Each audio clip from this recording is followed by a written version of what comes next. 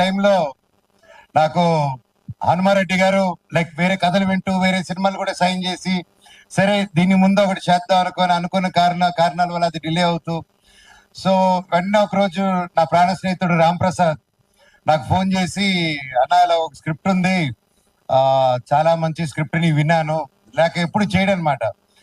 నాకు ఏదైనా క్రియేటివ్ గాను డిజైన్స్ గాను ఏదైనా ఆర్ట్ వర్క్ ఏదైనా క్రియేట్ చేయాలనుకున్నప్పుడు is my close, is my first personal call, Ram ఇది క్రియేట్ చేయాలనుకుంటున్నాను, ఏం చేయాలని.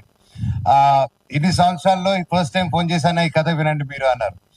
అండ్ కథ విన్న వెంటనే నాకు నిజంగా చాలా బాగా నచ్చిందండి.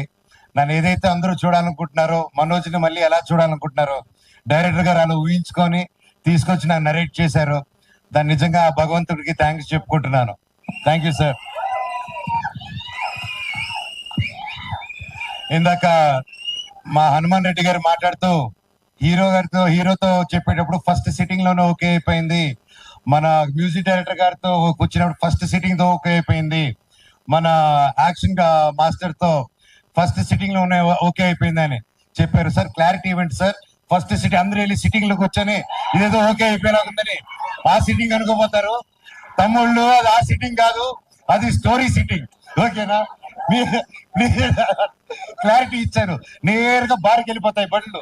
మరి ఉండండి.